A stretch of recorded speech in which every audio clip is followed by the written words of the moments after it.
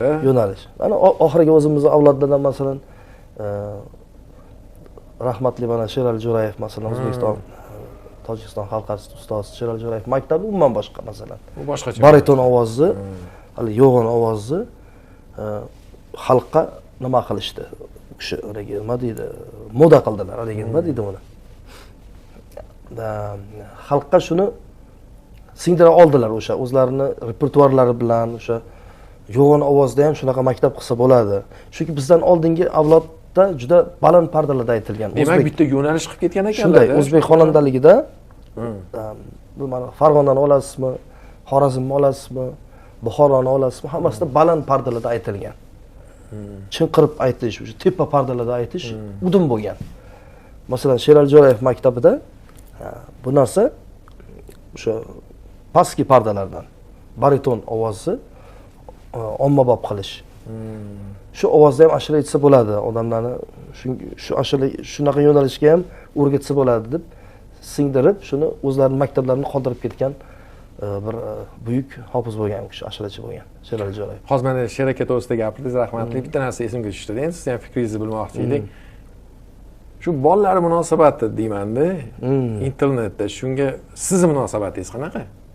Endi men hech qanaqa munosabatim yo'q, chunki masalan o'zi hozir ming tortishsin, boshqa qilishsin, lekin o'z vaqt soati bilan hamma narsa o'zi namoyon bo'ladi, ko'rinadi.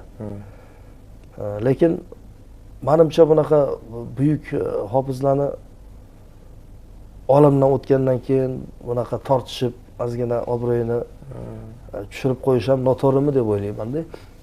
Endi bolalari sizdan ancha yosh, masalan, shularga qanaqa maslahat bergan bo'lardingiz? To'g'riroq bo'ladi shu maslahat desa. Men qanaqa maslahat beraman? Masalan, men bilamanki, Sherali Jo'rayevning farzandlari juda ham tarbiyali.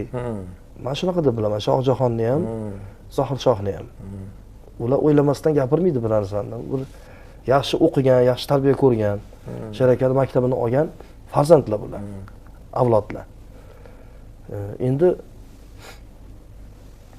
bilmadim, men bu narsaga to'g'risi aralashishim kelmaydi, lekin juda xunuk holat. Men uchun juda ham bir ajablanarli va juda ham bir obro'ni to'kadigan darajada deb. Menga yoqmaydi masalan. Men chunki o'zim yaxshi bilardim Sherali Jo'rayevni.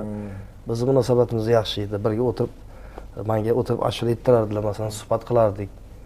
Shunga so'radim-da, endi bilganingiz uchun. Yaxshi emas bu. Chetdan juda xunuk ko'rinadi bu narsa. Meni xayolimda shunday. Demak, buni boshqacha ommaga olib chiqmasdan hal qilsa ham bo'ladi demoqsizda. Yo'q, olib kerak emas deb o'ylayman endi. Endi bu narsa hamma o'zining shaxsiy fikriga ega-ku. Hal bo'lib ketadi hali bu narsa, chiroyli bo'ladi, xudo xohlasa. Shunaqa deb o'ylaysizmi? Shunaqa deb o'ylayman, albatta. Yaxshi bo'lishi kerak. Chunki bunaqa buyuk odamlarning farzandlari hech qachon bunaqa tubanlikka bormaydi, xudo xohlasa, yaxshi bo'ladi.